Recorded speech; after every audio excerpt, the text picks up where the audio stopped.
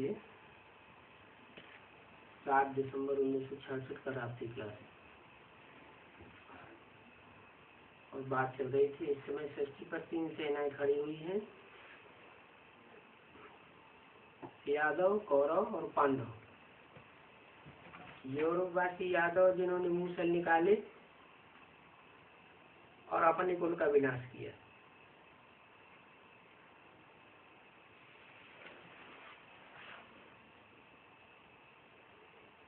यादववासी वो यादव जो थे बहुत धनाढ्य थे और बहुत शराब पीते थे और बहुत बुद्धिमान थे, इसलिए उनका बुद्धि रूपी पेट बहुत बड़ा दिखाया गया है।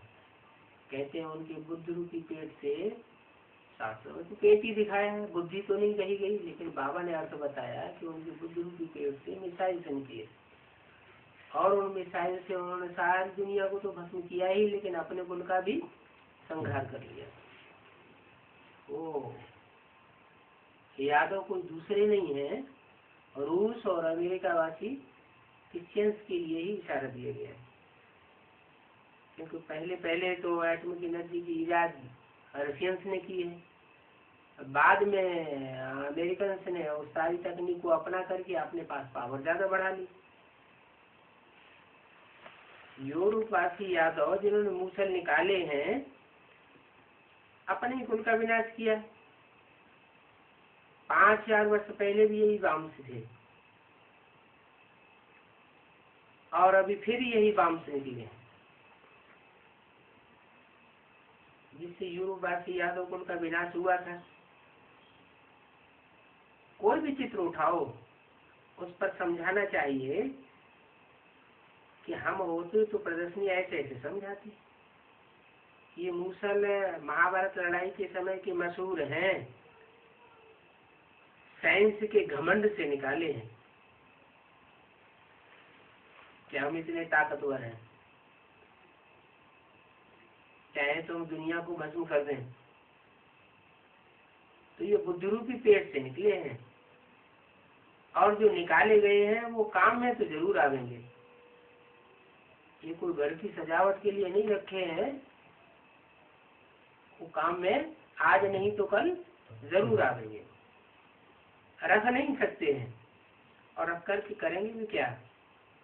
दाम इतना ज्यादा खाया हुआ है, क्या दुनिया की परवरिश जितने में हो रही है उससे भी ज्यादा पैसा लगा करके उन्होंने ये एटॉमिक एनर्जी तैयार की है। तो ये इस्तेमाल तो करने ही होंगे। 5-4 साल पहले भी मूसल ने काल अपने कुल का विनाश किया था, अभी फिर टाइम पूरा हुआ। आज सनातन देवी देवता धर्म की स्थापना होती है। इन मूसलों से आज सनातन देवी देवता धर्म की स्थापना का क्या कनेक्शन? विनाश होगा पुरानी दुनिया को, पुरानी दुनिया, पतित दुनिया, तामसी दुनिया का विनाश होगा। कैसी तामसिक दुनिया? जिनको बुद्धि में यही ध्यान नहीं रहता है कि हम क्रोध में आकर के ये क्या कर रहे हैं, ऐसी चीज का निर्माण कर रहे हैं जिससे हमारा खुद भी, हमारे देश का और हमारा खुद भी विनाश हो जाएगा। तो क्रोध में आता है तो घर के बर्तन फोड़ने लगता है, उसे यही ध्यान नहीं रहता है कि हम अपना ही नुकसान कर रहे हैं। तो ऐसे ही ये क्रोधी और ये घमंडी, ये घमंड इनका दिखाई पड़ता है। लेकिन ये अगर ये ऐसा न करे तो ये आसुरी सृष्टि जो इतनी ईरान से तुरान तक फैली हुई है, इसका विनाश नहीं हो सकेगा। तो ड्रामा प्लान अनुसार बनाए हुए हैं और बनाने की प्रेरणा कौन दे रहा है?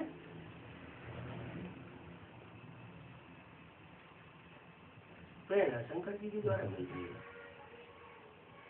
शंकर जी कब से आए? जब से आए नहीं, 36 से 3 मूर्तियां आई, उनके साथ साथ शंकर जी भी आए। 36, 37 जब से आए बाप शिव, जब से आए तो 3 मूर्तियों को साथ लाए।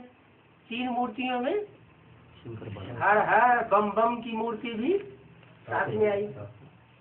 तो वो मूर्ति जब से आती है तब से दिमाग में शुरू होता है, किसको?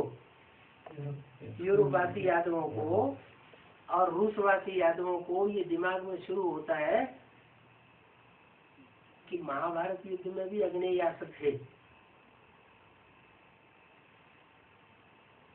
और वो बहुत सशक्त थे, तो हम क्यों नहीं बना सकते हैं? बुद्धि चली और इजाद कर दिया। सन 36 से पहले किसी की बुद्धि में नहीं था, कोई हिस्ट्री में ऐसी बात नहीं थी कि 5000 वर्ष के अंदर या 2500 वर्ष की हिस्ट्री में कहीं किसी ने ऐसा भयानक अस्त्र तैयार किया हो और उसका विस्फोट भी।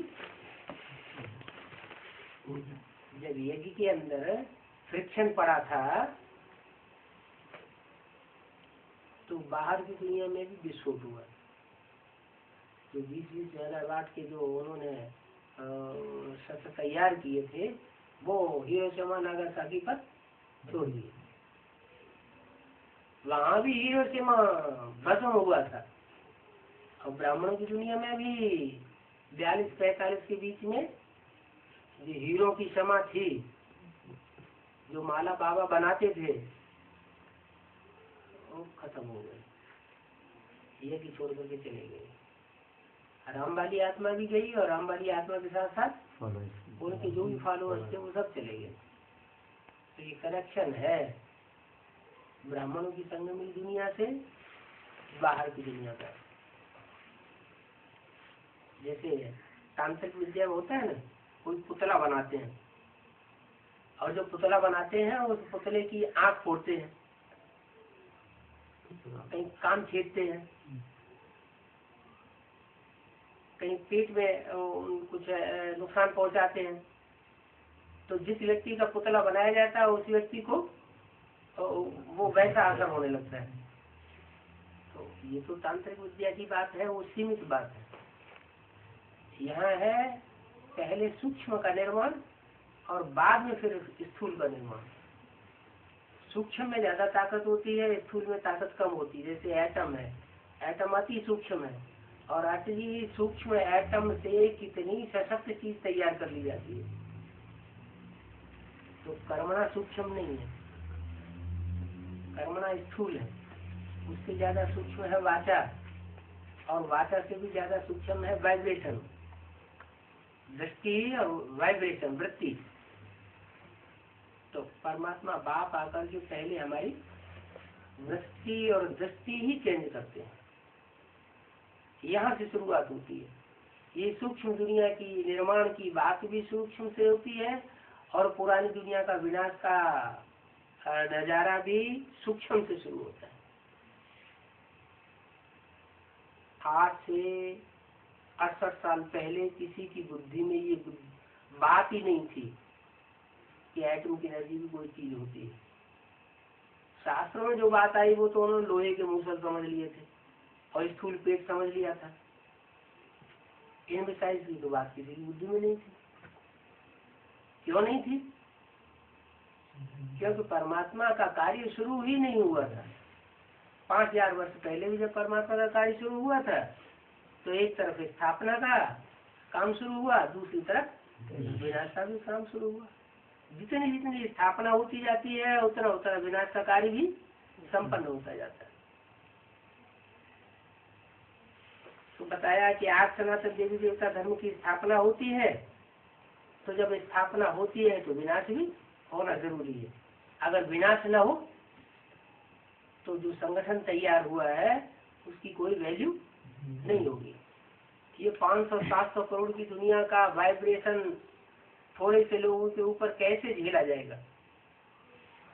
बहुत बड़ी दुनिया है और बहुत बड़ी दुनिया के आसुरी वाइब्रेशन है।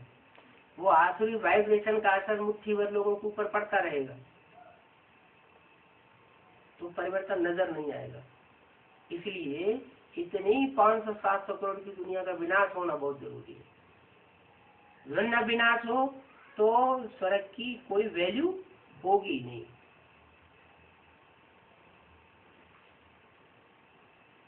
तो बोला तो विनाश तो होना चाहिए। कौरव और पांडव, असुर और देवताओं की युद्ध तो है। कौरव पांडवों की युद्ध महाभारत में दिखाई गई, और देवासुर संग्राम, देवताओं और असुरों का संग्राम भी दिखाया गया है। और रामायण में राम और रावण का युद्ध दिखाया गया है। ये तीनों जो युद्ध दिखाए गए हैं वो कहाँ की यादगार है? संगम की यादगार है। और तीनों युद्ध के बीच में निमित्त कौन बनता है युद्ध कराने की?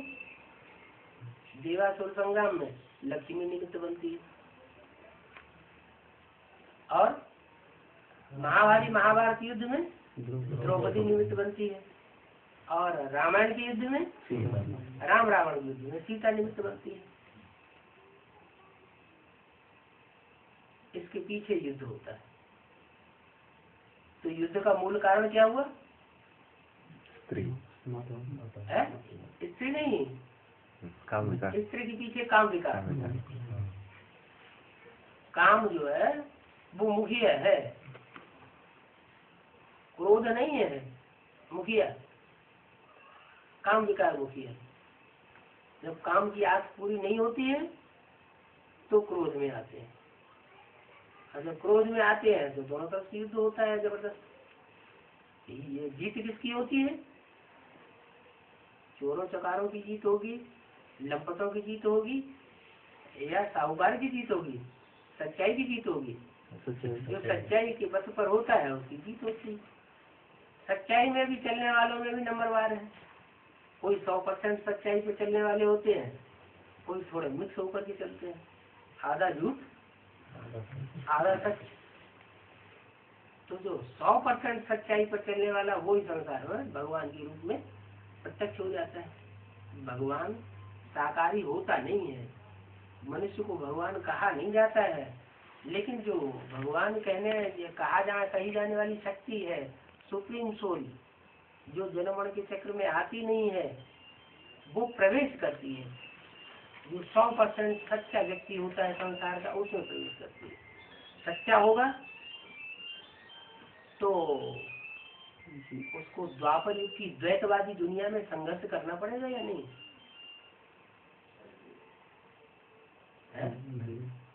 संघर्ष नहीं करना पड़ेगा द्वैतवादी दुनिया में। अद्वैतवादी दुनिया तो है जहाँ एक धर्म होता है, अद्वैत माने दूसरा कुछ नहीं, एक ही धर्म होता है, एक ही राज्य होता है, एक ही कुल होता है, एक ही मत होती है, एक ही भाषा होती है। तो वहाँ तो झगड़े का सवाल ही नहीं हो। सत्यता की दुनिया वो तो भगवान की बनाई हुई दुनिया है। लेकिन वो सुख की दुनिया जब पूरी होती है, सुखदाता ने जो दुनिया बनाई थी उस दुनिया का कार्य पूरा होता है, तो द्वैतवादी दुनिया में द्वैत फैलाने वाले धर्म पिताएं ऊपर से नीचे मनुष्य गुरु आने लगते हैं। वो मनुष्य गुरु आकर के द्वैत फैलाते हैं। द्वैत फैलाते हैं माने दूसरी बातें, दो धर्म, दो मतें, दो कुल, दो राज्य और दो भाषाएं आरंभ हो जाती है। तो झगड़ा तो होगा। दो पार्टियां होती हैं, झगड़ती हैं, तो जरूर उनमें एक कोई सच्चा है और एक कोई जरूर झूठा है, या कोई एक ज्यादा सच्चा है दूसरा कम सच्चा है, तो झगड़ा होता है।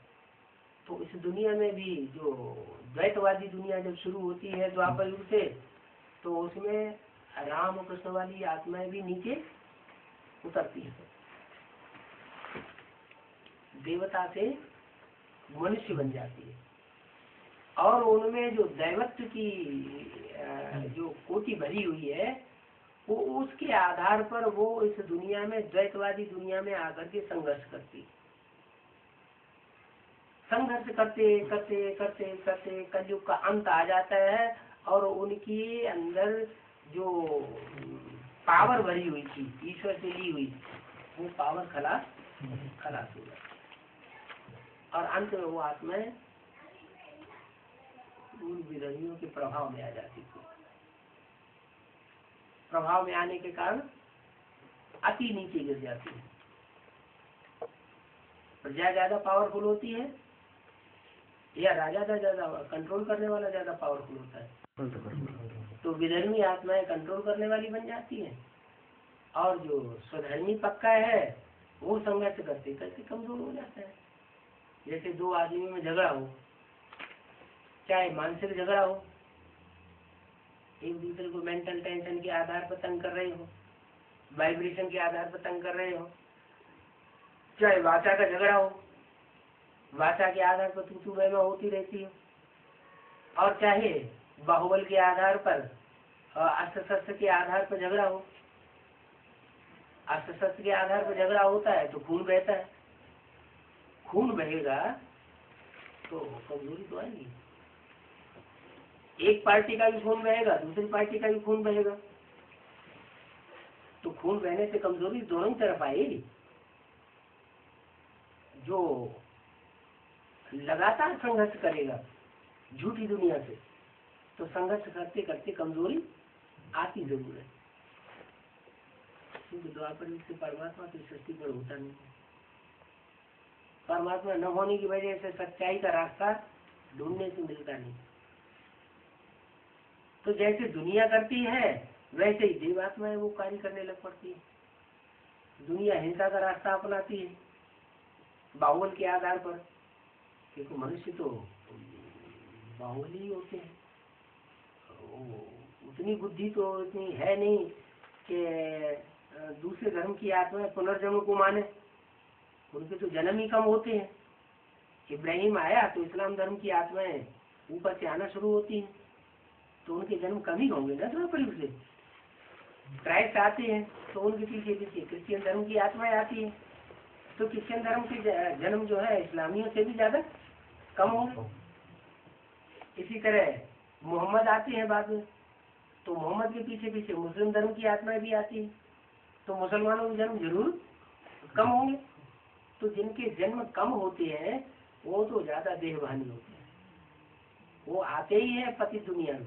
वो आत्माएं पतित दुनिया में आने के कारण उनके अंदर पतित पने के संस्कार ज्यादा ही भरे हुए हैं, और जब आती है तो प्रवेश करती हैं उनमें जो ऊपर से आने वाले जो सत्यम तरीका से आत्माएं जन्म लेती चली आ रही है।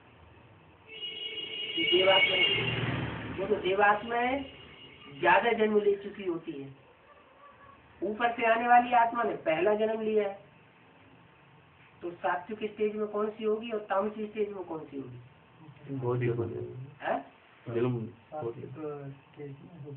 ऊपर से आने वाली ज्यादा तामसी होगी, वो सात्विक स्टेज में होगी। और जो जन्म लेती चली आई है, शरीर से सुख भोगती चली आई है, वो नीचे गिरती है। उनमें भी कैटेगरीज है। उन आत्माओं में कोई आत्माओं ने तो बहुत पावर भरी है परमात्मा की याद से, क्योंकि श्रीमत पर चलते वो पावर बनी है, और कोई आत्माओं ने पावर नहीं भरी है उतनी ज्यादा, तो जो पावर नहीं भरी है वो जल्दी नीचे गिरेगी। क्योंकि द्वापर कलयुग में बहुत से देवताएं जो हैं दूसरे धर्म में कन्वर्ट होते गए हैं, पावरफुल आत्माओं के संग के रंग में आकर के नीचे गिरे हैं। तो कन्वर्ट हुई आत्माएं जो है वो देवताएं थी ना पहले, जो बाद में हिंदू कही जाती है और हिंदू से दूसरे धर्म में कन्वर्ट हो गई।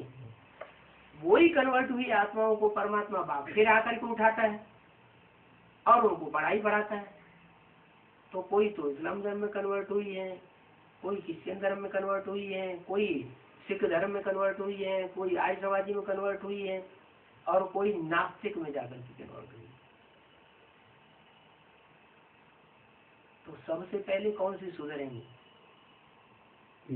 जो चंद्रवंशी है, सूर्यवंशी है, वो पहले सुधरेंगे, ये इस्लामी बौद्धी क्रिश्चियन पहले सुधरेंगे? जो सूर्यवंशी चंद्रवंशी थे वही आत्मा पहले सुधरती है।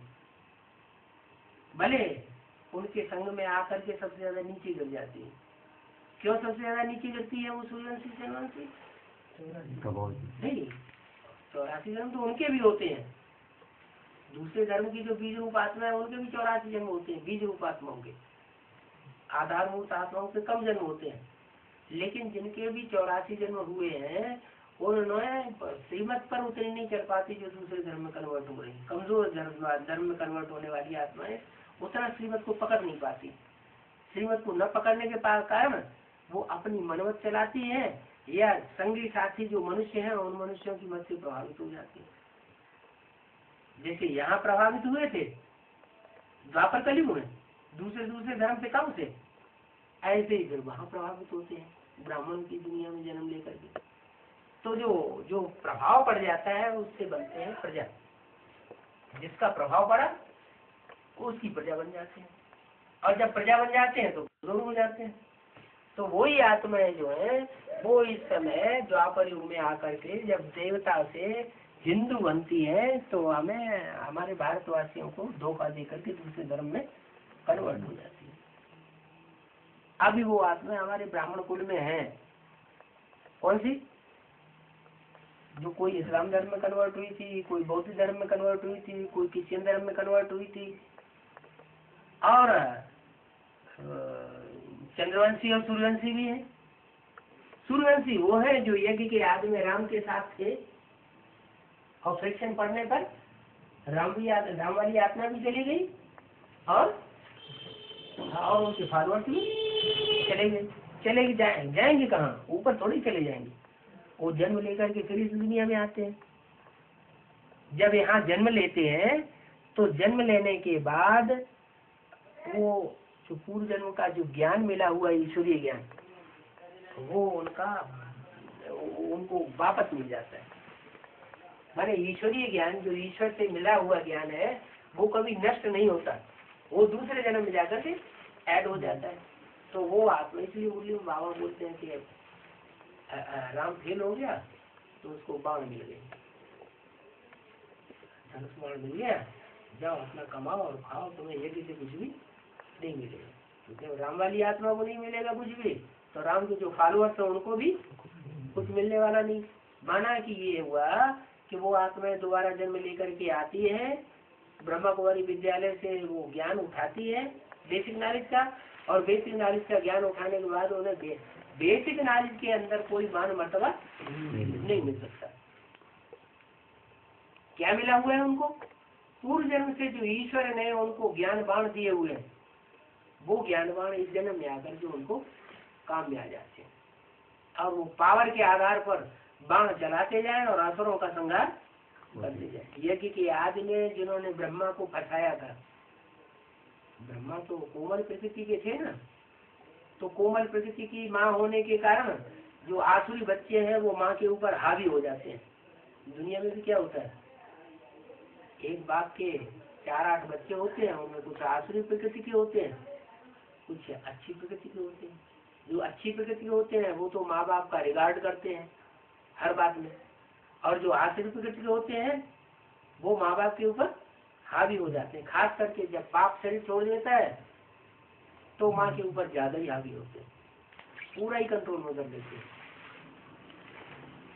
तो ऐसे ही हुआ ब्रह्मा के ऊपर वो आसुरी संप्रदाय, राम वाली आत्मा जब चली गई जो कि बाप के रूप में पार्ट बजाने वाली थी, तो वो आसुरी संप्रदाय पूरे हावी हो गए, सारे यज्ञ की सत्ता को अपने हाथ में लेकर के बैठ गए। जब तक मम्मा रही तब तक फिर भी कंट्रोल रहा, क्योंकि मम्मा बुद्धि की तीखी थी तो कंट्रोल करती रही। और मम्मा ने जैसे ही शरीर छोड़ा 65-66 में, वैसे ही वो आसुरी प्रकृति के बच्चे जो है अपने हाथ में अपनी मुट्ठी में सारी तंत्र लेकर के बैठ गए। ब्रह्मा बाबा ने जब शरीर छोड़ा तो पूरा ही उनकी मुट्ठी में आ गया।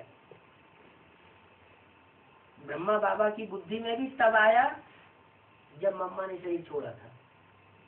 क्या बात बुद्धि में आई कि आसुरी प्रकृति के जो बच्चे हैं ये मुख्य नहीं है, वास्तव में ये इनमें ये श्रेष्ठ आत्माएं नहीं है। वो आदि में जो आत्माएं थी जिन्होंने बाबा को क्लैरिफिकेशन दिया था या साक्षात्कार की बातों का, वही आत्माएं श्रेष्ठ थी, वही यज्ञ की पिता थी। और फिर बाबा ने नाम डलवाया, प्रजापिता नाम डालो। ब्रह्मा कुमारी नाम ठीक नहीं है, अधूरा नाम है। तो कोई बच्चा अपनी माँ का नाम बताए और बाप का नाम न बताए तो वो कमजोरी है। बाप का नाम क्यों नहीं बताता, कोई गड़बड़ है। तो वो गड़बड़ी जो है दूर करने के लिए बाबा ने प्रजापिता शब्द ऐड करवाया, ताकि लेकिन ये बात जो है वो ब्रह्मा बाबा की बुद्धि में पूरी पूरी नहीं बैठी कि वही यज्ञ के आने वाला व्यक्ति तो प्रजापिता था। अगर ये बात बुद्धि में पूरी पूरी बैठ जाती तो गीता के भगवान की बात भी चेंज हो जाती। ब्रह्मा की शरीर छोड़ने के बाद बड़े आराम से आसुरी प्रवृत्ति की आत्माओं ने पिताश्री का नाम मुरलियों में डलवा दिया। पहले से लिखा हुआ था, होता था शिव बाबा याद मूर्ति के ऊपर। बाद में जैसे ही मम्मा ने शरीर छोड़ा तो धारा प्रवाह रोज की रोज तारीखों में ये बात डाली जानी कि शिव बाबा याद से है, याद है से पहले पिताश्री माने जो बाद में श्रेष्ठ बनने वाली आत्मा। श्री बाद में है, पिता पहले, माने जो पिता बाद में बनता है और श्रेष्ठ भी बाद में बनता है। उससे भी पहले कोई आत्मा श्रेष्ठ और बन जाती है, क्योंकि जो नर से डायरेक्ट नारायण बनता है वो तो इसी जन्म में नर से नारायण बन जाता है, और जो नर से प्रिंस बनता है राधा कृष्ण के रूप में जन्म लेकर के फिर बाद में नारायण बनता है, तो वो तो बाद में ही हुआ ना। तो ज्यादा पावर किसमें हुई, रचयिता में या रचना में? जो रचता है राधा कृष्ण को, जो उनको जन्म देने वाला है, वो ज्यादा पावरफुल हुआ। तो वो ये बात उनकी बुद्धि में बैठ नहीं पाई ठीक से, ब्रह्मा बाबा की बुद्धि में। क्या कि गीता का भगवान वास्तव में कृष्ण वाली सोल नहीं है, साकार में कोई व्यक्तित्व है। वो यही समझते रहे कि निराकार ज्योति बिंदु वो गीता का भगवान है, और कृष्ण माने मैं गीता का भगवान नहीं। माने जो सत्य को पैदा कृष्ण होगा वो गीता का भगवान नहीं है। गीता का भगवान ज्योति बिंदु शिव है, इसलिए उनके सामने ही वो चित्र बनवा दिए गए, गीता के भगवान वाले चित्र, जिसमें एक तरफ शिव बाबा का चित्र दिखाया है लिंग रूप में, और दूसरी तरफ कृष्ण का चित्र दिखाया है कि ये कृष्ण तो बच्चा है, ये रचना है, ये गीता का भगवान नहीं हो सकता, ये तो पढ़ाई पढ़ने वाला है और इसको पढ़ाई पढ़ाने वाला शिव ज्योति बिंदु है। अरे वो शिव ज्योति बिंदु प्रवेश किसमें करता है? ब्रह्मा कृष्ण की सोल में तो प्रवेश करता है, तो कृष्ण की सोल में प्रवेश करता है तो कृष्ण ही होना चाहिए ना गीता का भगवान।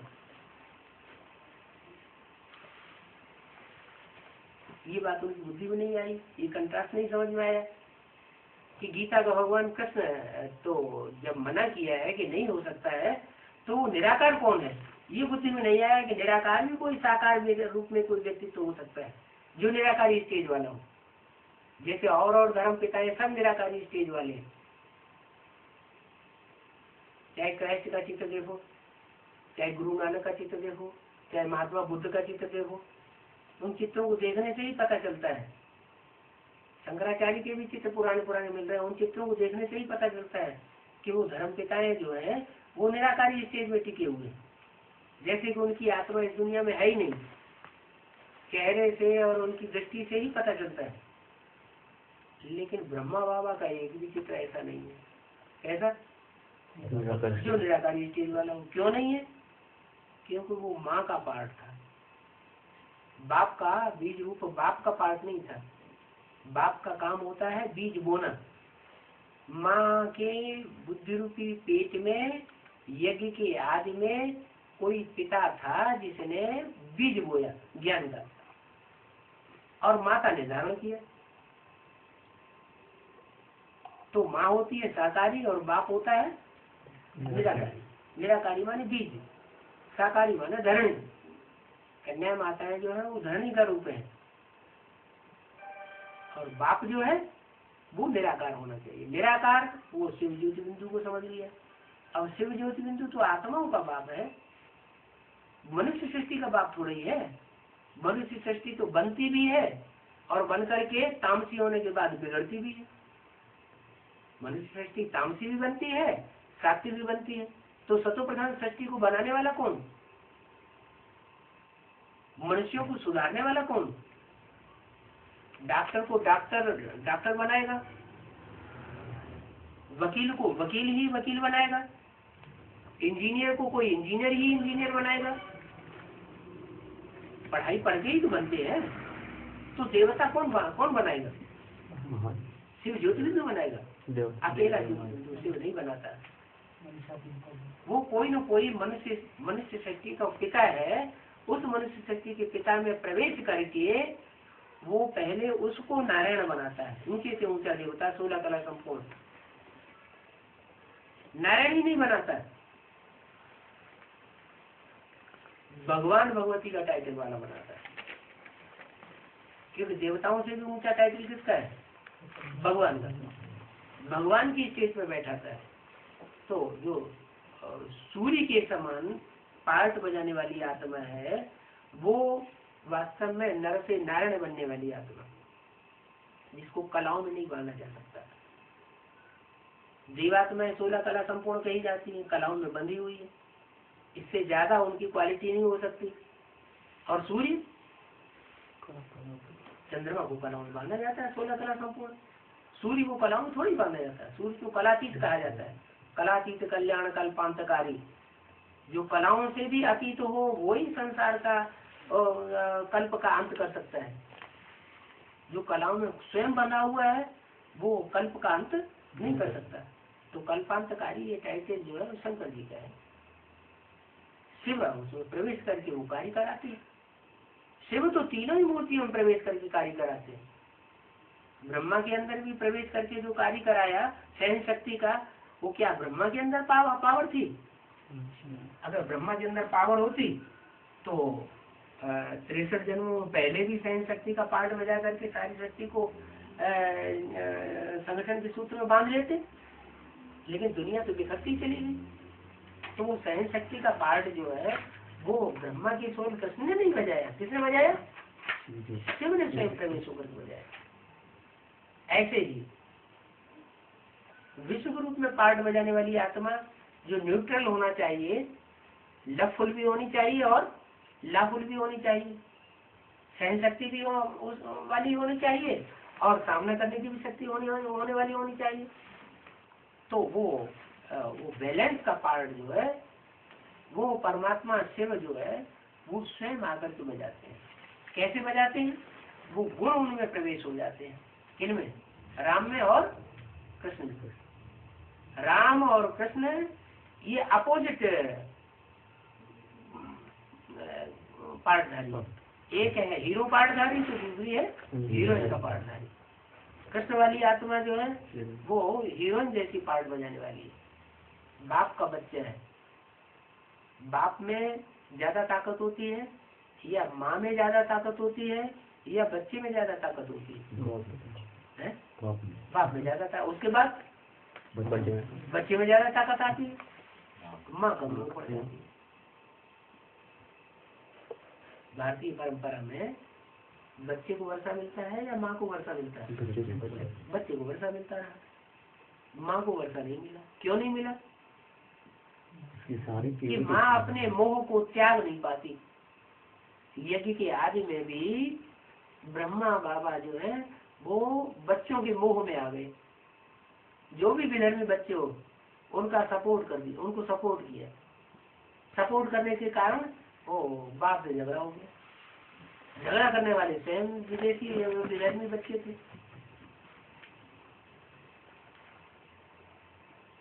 स्थापना के साथ साथ यज्ञ कुंड से विनाश ज्वाला प्रज्वलित हुई। कब? यज्ञ के आगे। तो जो विनाश ज्वाला प्रज्वलित करने वाले थे वो कौन थे? वो विधर्मी बच्चे। उन्होंने ही माँ को भड़काया। माँ तो सीधी साधी उन बातों बच्चों की बातों में आ गई। आज की दुनिया में भी ऐसे ही होता है। जो आसुरी बच्चे होते हैं वो माँ को अपनी मुट्ठी में ले लेते हैं और फिर अपनी चलाते हैं। आज से ही यज्ञ में ये फिक्शन पड़ा हुआ है और अभी भी यज्ञ में ये फिक्शन पड़ा हुआ है कि जो भी दीदी दादियाँ दादा हैं, जो कन्या माताएं हैं, उनको कोई भाई लोग हैं जिन्होंने अपनी मुट्ठी में लिया हुआ है। दूसरे धर्म में कन्वर्ट होने वाली आत्माएं हैं। वो दूसरे धर्म में कन्वर्ट होने वाली आत्माएं ब्रह्मा बाबा के ऊपर भी हावी हो चुकी थी। उन्होंने वर्ल्ड एनिमल ट्रस्ट बना लिया। मुरली में बाबा ने बोला कि तुम अपनी संस्था को रजिस्टर्ड नहीं करा सकते, हमारी तीसरी संस्था है, हम आखिरी गवर्नमेंट से अपनी संस्था को रजिस्टर्ड क्यों करें? आखिरी गवर्नमेंट से रजिस्ट्रेशन कराएंगे तो आखिरी गवर्नमेंट के अंडर में कायदे कानून में चलना क्यों पड़ेगा? तो हम तो नीचे हो गए। हम रचयिता कोटि के बच्चे हैं या रचना है? हम तो रचयिता बाप के बच्चे हैं, हम तो सूर्यवंशी बच्चे हैं। सूर्यवंशी बच्चों को तो अपना फकुर होना चाहिए कि हम दूसरे किसी के अधीन होकर के क्यों चले? आधीन गवर्नमेंट के ही अधीन होकर के चलेंगे तो हम तो अधीन ही बन जाएंगे ना। तो बाप तो हमको अधिकारी बनाने आया है, राजा बनाने आया है, हम क्यों अधीन बने? हम क्यों उनके नौकर बन करके रहे? तो बाबा ने तो मना कर दिया कि रजिस्ट्रेशन नहीं कराना। लेकिन जो चालाक बच्चे थे, गवर्नमेंट से अगर रजिस्ट्रेशन नहीं होगा तो पावर नहीं रहेगी, हमारे हाथ में कोई पावर। अगर हम रजिस्ट्रेशन करा लें तो हमारे हाथ में पावर आ जाएगी। और ब्रह्मा बाबा को कुछ नहीं बताया, और जो ब्रह्मा बाबा की सरपंच अच्छे अच्छे बच्चे थे उनको भी नहीं मालूम होने दिया। वही आखिरी किस्म के जो बच्चे थे उन्होंने अपना छोटा मोटा संगठन बनाया, उन्हीं के द्वारा वर्ल्ड एनिमल ट्रस्ट की रजिस्ट्रेशन करा दिया। और रजिस्ट्रेशन करा के और उनके सबके साइन करा के आखिरी बच्चों के और एक संस्था बना के खड़ी कर दी। बाबा को जब बाद में पता चला तो 2 दिन पहले पता चला कि हाँ इस तरह बनाया हुआ है, बाबा को विश्वास नहीं हुआ। तफ्तीश कराई, देखा तो हाँ वो बात सच्ची थी। तो जब बाबा को प्रूफ मिल गया कि हाँ ये बात सच्ची है, पर उनका हाथ फेल हो गया। ये बात शास्त्रों में भी आई है कि कृष्ण जिन्होंने इतना भारी नायक का पार्ट बजाया महाभारत युद्ध में, वो कृष्ण नायक अंतिम समय में एक बहेलिये ने तीर मारा पाँव में और उससे घायल होकर के खत्म हो गए। तो उस पाँव के तीर मारने की बात नहीं है, कोई स्थूल तीर की बात नहीं है, स्थूल पाँव की बात नहीं है, ये बुजुर्ग पाँव है। जैसे पाँव से कहीं पहुंचा जाता है वैसे बुद्धि भी पहुंच होती है। कहते हैं तुम्हारे बुद्धि की पहुंच जो है वो हमारे गुरु तक नहीं हो सकती। तो जैसे पाँव से पहुंचा जाता है वैसे बुद्धि भी पहुंचती है। तो मिसाल दिया जाता है पाँव से। तो उस बुद्धिरूपी पाँव में कोई बहेलिये ने तीर मारा माना ज्ञान बाण मारा। ज्ञान बाण मारा तो ज्ञान कैसा था? विषैला, विषैली बात का बाण मारा। और बाबा उसको सहन नहीं कर सके। बाबा तो विश्वासी थे, उन बच्चों के ऊपर ज्यादा ही विश्वास किया था। ये समझ नहीं सके कि आखिरी बच्चे हैं या दैवी स्वभाव वाले बच्चे हैं। तो चोट खा गए, भले चोट खा गए, लेकिन चोट खाने के बावजूद भी उनमें इतनी निश्चय बुद्धि थी कि वो शरीर छोड़ने के बावजूद भी जो सूक्ष्म शरीर पकड़ा और सूक्ष्म शरीर से अभी भी कायम कर रहे हैं। लेकिन माँ का चोला था, माँ का चोला उसके लिए एक खास कमजोरी होती है। कौन सी? मोह की। पहले भी उनके अंदर मोह था और सूक्ष्म शरीर के अंदर जब आ गए तो सूक्ष्म शरीर सूक्ष्म रूप में वो मोह का कीड़ा अभी तक भी जमा हुआ है। वो आत्मा जब राम वाली सोल के कनेक्शन में आती है तो 20 रूपये स्टेज पकड़ लेती है। कौन? ब्रह्मा की सोल। और जब मोह में आती है तो उन्हीं बच्चों के पास भागती है और वहां जाती है, गुजरात आदि में प्रवेश करती है तो सूक्ष्म शरीर से प्रवेश करती है। क्या जैसा संग का रंग लगता है वैसा ही उसका स्वरूप बन जाता है। गुलजार दादी अभी तक भी बिंदु रूप स्टेज नहीं पकड़ सकी। बीज रूप स्टेज न पकड़ पाने के कारण उनके संग के रंग में आते हैं तो उनको सूक्ष्म शरीर धारण करना पड़ता है, सूक्ष्म शरीर वाले बन जाते हैं। और जब राम वाली सोल में प्रवेश करते हैं, राम वाली आत्मा है इस सारी दुनिया का बीज, तो बीज के कनेक्शन में आने के कारण उनकी भी बीज बन जाती है। तो माँ अभी भी मुगालते में, अभी भी उन बच्चों के पास भाग रही है।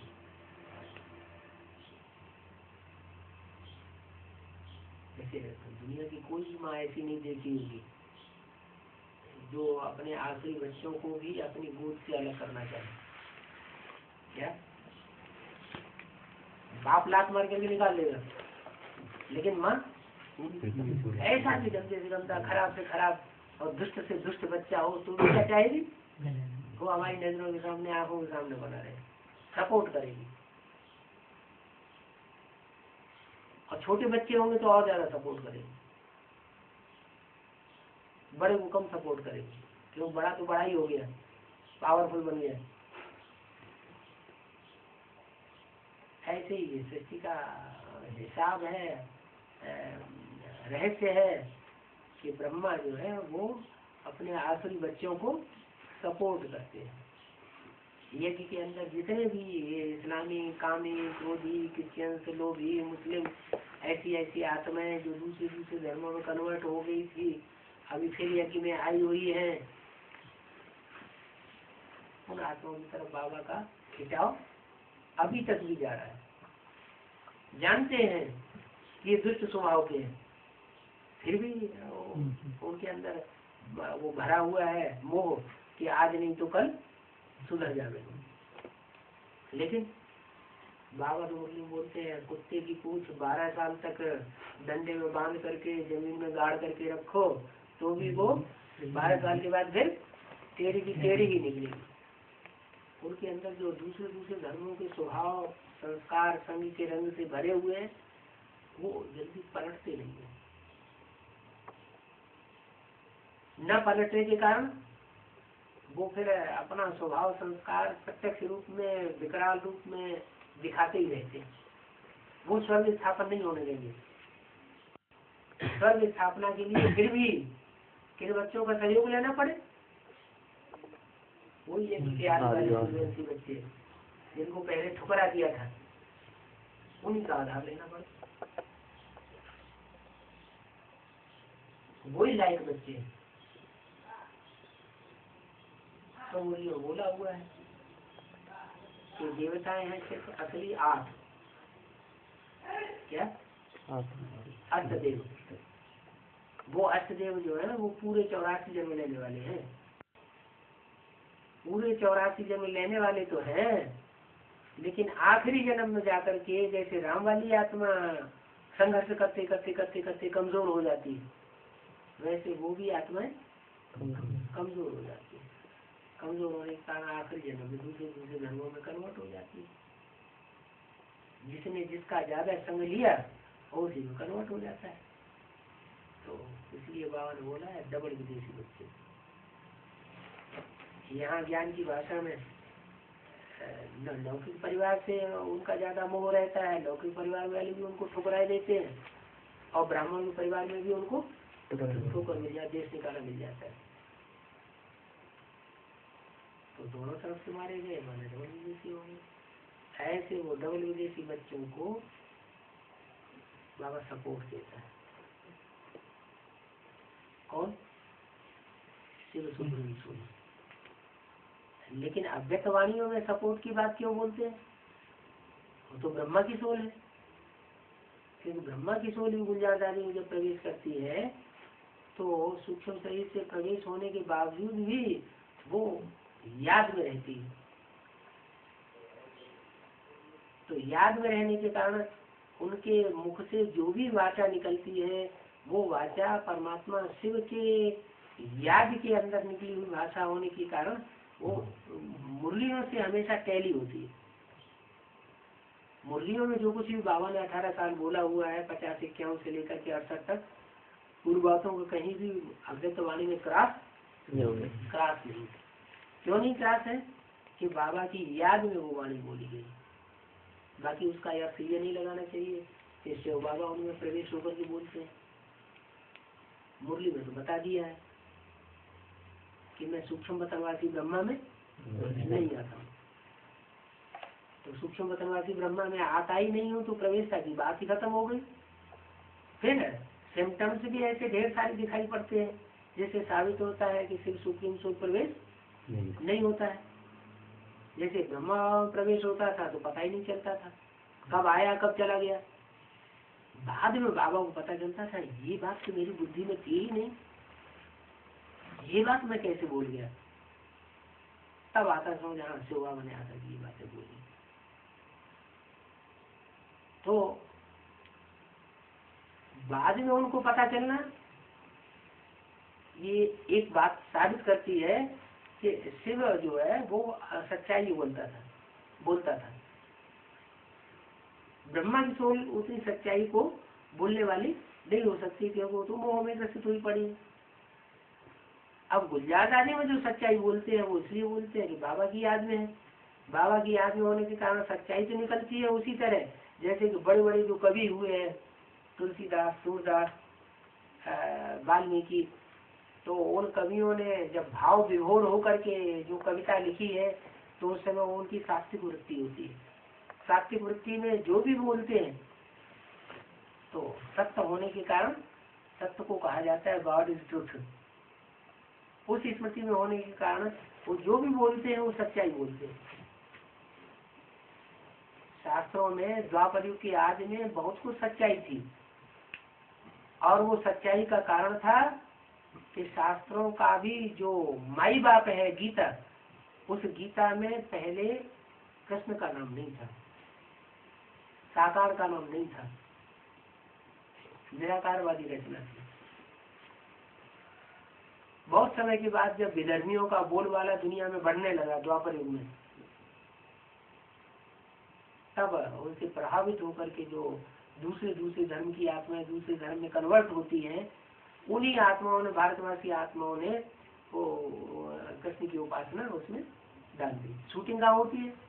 ब्राह्मण मिशन में दुनिया में। बाबा ने भले मुरली में कहा ब्रह्मा का चित्र नहीं रखना है, ब्रह्मा को याद नहीं रखना है, लेकिन जो देवहानी आत्माएं हैं वो देव को याद करेंगी या ब्रह्मा में प्रवेश हुए शिव को याद करेंगे? वो देह से चिपक गई उनकी बुद्धि। जिनकी बुद्धि ब्रह्मा की देह से, चिकनी टुकड़ी देह से चिपक गई, तो उनकी बुद्धि में बार बार ब्रह्मा का चेहरा ही याद आता है। तो लगाव लग गया, अटैचमेंट लग गया। जब अटैचमेंट लग जाता है तो फिर उल्टा काम होता है। वो बुद्धि फिर ये नहीं देखती कि शिव बाबा ने क्या कहा और हम क्या कर रहे हैं। बल शिव बाबा बार बार मुझे बोलते रहे कि ब्रह्मा का फोटो नहीं रखना, ब्रह्मा का चित्र रखेंगे तो पतित बन जाएंगे। फिर भी उन्होंने क्या किया? ब्रह्मा का ही फोटो रखा। अभी भी रखे हुए हैं ब्रह्मा के फोटो। और जिन्होंने ब्रह्मा के फोटो रखे और ब्रह्मा के चेहरे को याद करते रहे, उसका कारण ये था कि उन्होंने ब्रह्मा की गोद ली थी, ब्रह्मा की गोद में खेले थे, और खेलते समय भी वो देहमान में आने के कारण ब्रह्मा की गोद का सुख लिया, ये समझ करके नहीं लिया कि हम शिव बाबा की गोद में हैं। तो संस्कार कौन से पढ़ेंगे? देवान के पढ़ेंगे या आत्माभिमानी संस्कार पढ़ेंगे? देवान के संस्कार पढ़ेंगे। वो जन्मांतर के संस्कार उनके अंदर है, आत्मा में पिरोए हुए हैं देवान के, वो जल्दी छूटते ही नहीं। और यज्ञ के अंदर जो सूर्यवंशी चंद्रवंशी आत्माएं हैं, उन्होंने बाबा की बात को पूरा फॉलो किया। जो सूर्यवंशी है उन्होंने तो बड़े आराम से ज्योतिर्बिंदु को याद करना शुरू कर दिया, क्योंकि वो तो यज्ञ के आदि में ही छोड़ चुके थे यज्ञ को। कराची में भी उन्होंने ब्रह्मा का गोद का सुख नहीं लिया। जब कोई अटैचमेंट ही नहीं हुआ तो उन्हें याद कौन आएगा? निराकार याद आएगा या साकार ब्रह्मा याद आएगा? वो निराकार याद आ रहा। उनकी बड़ी आराम से वो स्थिति बन जाती है निराकारी स्थिति, क्योंकि शंकर ने लिया ही नहीं। और जो अभी भी यज्ञ के अंदर रहे पड़े हैं और ब्रह्मा का पूरी पालना ली है साकार में, उनको ब्रह्मा ही याद आता है। तो ब्रह्मा की याद आने के कारण वो ब्रह्मा को प्यार ज्यादा करते हैं। क्यों प्यार करते हैं? क्योंकि बाप सख्त स्वभाव का होता है। वो सब स्वभाव विधर्मी बच्चों को पसंद नहीं, वो टकरा जाते हैं। आखिरी बच्चे हैं ना, तो आमने सामने तो टकराते नहीं है, क्योंकि बाप ज्यादा पावरफुल है, इसलिए वो तिकड़म भिड़ाते हैं। माँ को अपनी मुट्ठी में कर लो, माँ के ऊपर पैसे डालते हैं। घर घर परिवार में भी ऐसे ही होता है ना, शरारती बच्चे होते हैं तो बाप से कुछ नहीं कहेंगे लेकिन माँ के पीछे पड़ जाएंगे, रोएंगे, चिल्लाएंगे, दबाव डालेंगे, जबरदस्ती करेंगे, मारपीट करेंगे, वो सब हथकंडे अपनाते हैं। तो ऐसे ही यज्ञ के अंदर ब्रह्मा माँ को उन्होंने कंट्रोल किया, बाप को आज में भी कंट्रोल नहीं कर सके, और अभी भी बाप दोबारा जन्म लेकर के आया है।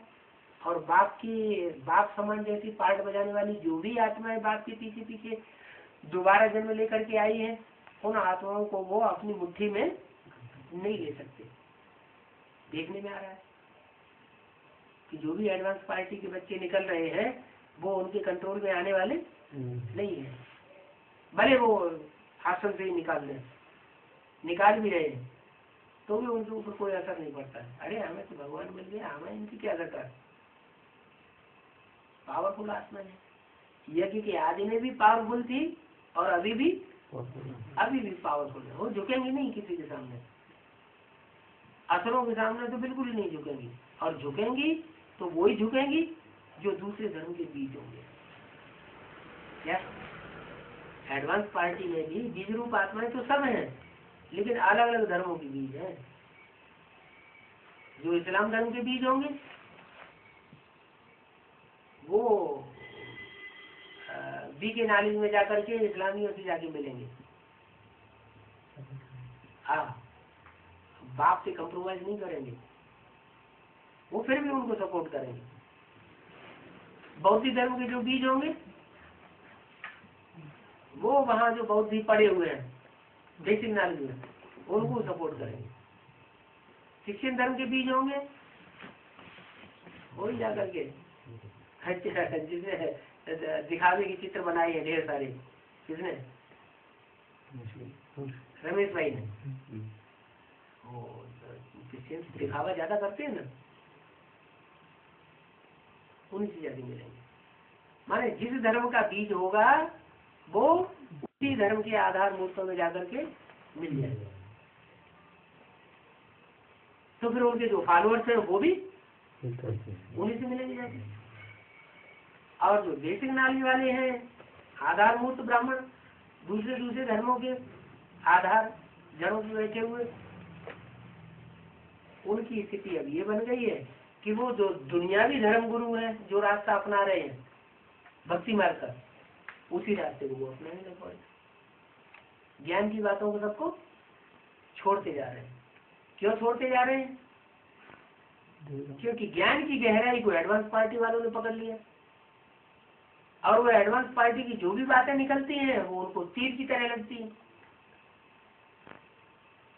जैसे राम के बाण हो तो तिलमिला जाते हैं सुनकर, जवाब उन पर आता नहीं, इसलिए घृणा करते हैं, स्वीकार नहीं करना चाहते, हट पकड़ चुके हैं। भले अंदर से समझते हैं कि ये सच्चाई है तो भी विरोध करते हैं। तो सच्चाई को उन्हें स्वीकार नहीं करना है। देहभान इतना ज्यादा है, देहंकार इतना ज्यादा है कि मरते मरते मर जाएंगे।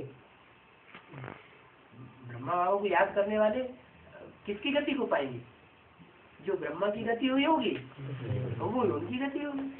और बड़े बड़े दीदी दादी दादा कैसे शरीर छोड़ रहे हैं? अकाली मौत से शरीर छोड़ रहे हैं।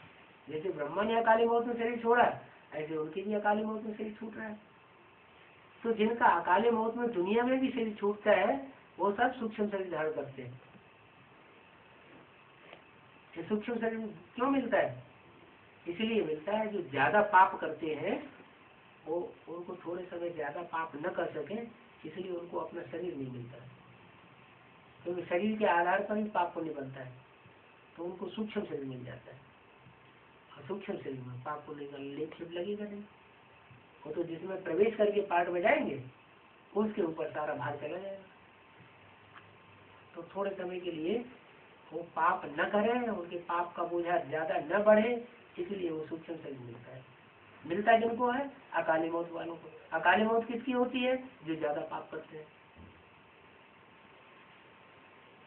तो ये सब दूसरे दूसरे धर्म के जो भी हैं आधारभूतों या बीज रूप आत्माओं में भी जो अकाली मौत में शरीर छोड़ रहे हैं, वो सब वही पापी आत्माएं हैं, जन्म जन्मांतर की पापी आत्माएं। अभी भगवान मिला है, भगवान का अंजाम करके इस ज्ञान को ले रहे हैं, तो भी ज्ञान की बातों को और भगवान को नहीं मानते। हम इस बात को नहीं मानेंगे। सारी बातें सच्ची है, ईश्वरीय ज्ञान सच्चा है, लेकिन इस बात को हम नहीं मान सकते। आधी बात मानेंगे श्रीमत की, आधी बात श्रीमत की नहीं मानेंगे। क्यों नहीं मानेंगे? क्योंकि 63 जन्मों में उन्होंने उन विधर्मियों का संग लेकर के भारत को धोखा दिया था, कन्वर्ट हुए थे और अभी भी कन्वर्ट हो रहे हैं। उन्हीं विधर्मियों की बातों कन्वर्ट होकर के उन्हीं की बातें सुनेंगे। बीके नॉलेज वाले हैं, वो जो असल सूर्यवंशी एडवांस पार्टी वाले उनसे नहीं मिलेंगे कभी। मिलेंगे भी तो किससे मिलेंगे? जो एडवांस पार्टी में दूसरे धर्म की बीज उपाधि है। तो जो संघर्ष है वो बड़ा हो जाता है। ब्रह्मा कुमारी संस्था वाले एडवांस पार्टी का 76 से लेकर के 98 तक कुछ भी नहीं बिगाड़ सके। बिगाड़ने की स्टेज पे आए तो कब आए? जब एडवांस पार्टी की ही आत्माएं उनसे जाकर के मिल गई, तब उनमें पावर आ गई। क्योंकि ज्ञान की भी तो पावर होती है। जो एडवांस नॉलेज है वो एडवांस नॉलेज उन्होंने जाकर के उनको सुनाना शुरू कर दी। चलो गनीमत है, कम से कम जो आर्य समाजी किस्म की आत्माएं थी वो जाकर के उनसे मिली, नास्तिक किस्म की आत्माएं वो जाकर के उनसे मिली। जो एडवांस पार्टी की सशक्त आत्माएं इस्लामी बौद्ध क्रिश्चियन जो मुख्य मुख्य धर्म है वो नहीं मिले जाके, अभी वो भी जाके आगे मिलेंगे। तो उनसे भी उनको सच्चाई तो मिली ना। आर्य समाजियों में भी बहुत कुछ सच्चाई होती है, भले कलयुग के अंत का धर्म है, लेकिन तामसिक ज्ञान को पकड़ते हैं, सात्विक ज्ञान को नहीं पकड़ते। बाप के सात्विक पने को पहचान नहीं पाते। तो उनसे मिलकर के उन्होंने 98 में जो घात किया वो तब कर पाया। माना दुश्मन अंदर होते हैं या बाहर से आते हैं? अंदर से होते हैं। एडवांस पार्टी के अंदर के जो दुश्मन है वो बड़े दुश्मन है। बाहर वाला कोई व्यक्ति हमारा कुछ ही बिगाड़ नहीं सकता। और अभी भी ऐसे ही है। लास्ट में जब माया का फुल बार होगा, प्रकृति का फुल बार होगा, समाज का फुल बार होगा और ये गवर्नमेंट का फुल बार होगा, उस समय ये सारे ही धर्म वाले इकट्ठे होकर के वो आधारभूत होकर मिल जाएंगे और सूर्य से ऊपर वार करेंगे। माँ तो वैसे ही उनकी तरह है। क्यों? इसका क्या प्रूफ? क्योंकि ब्रह्मा बाबा ही जगदम्बा में प्रवेश करते हैं। लास्ट में जब तामसी रूप होता है तो तामसी आत्मा तामसी स्वरूप में प्रवेश कर जाती है। जगदम्बा जो दुर्गा का पार्ट बजाती है सात्विक स्टेज में, तो वो ही फिर तामसी बनने पर महाकाली का पार्ट बजाती है। और महाकाली में पार्ट बजाएगी तो मार काट मचा देगी। सबसे ज्यादा विनाश माया करती है या प्रकृति करती है? नहीं, माया का तो वार देखो कब से होता चला आया है। इतने तो अनिश्चय बुद्धि नहीं बन रहे हैं। अनिश्चय बुद्धि बनना माना विनाश हो जाना। तो है तो फिर भी ना मौजूद है, टक्कर तो ले रहे हैं ना। लेकिन प्रकृति तो इतना विकराल रूप धारण करती है कि भूकंप ला देती है, जमीन धरणी हिल जाती है। धरणी कौन है ज्ञान में? धरणी का रूप ज्ञान में कौन है? कन्या माता है। तो जो कन्या माता है, जो ज्यादा तादाद है यज्ञ के अंदर जिनकी, तो महाकाली के रूप में जब पार्ट बजाती है और उसको बेसिक नाली वाले सपोर्ट करते हैं, तो चारों तरफ से बौछार होती है। जैसे धरणी जब हिलती है ना, तो बड़ी बिल्डिंगें हैं, महलवाड़ियाँ अटारियाँ हैं, बड़े बड़े किले हैं संगठन के, वो सब टूट जाते हैं, सब दब के मर जाते हैं। तो ऐसे ही ब्राह्मणों की दुनिया में जब वो प्रकृति विकराल रूप धारण करती है, महाकाली का रूप धारण करती है, तो ढेर सारे अनिश्चय बुद्धि होकर गिर पड़ेंगे, मर पड़ेंगे। थोड़ा सा रूप रह जाएगा एडवांस पार्टी।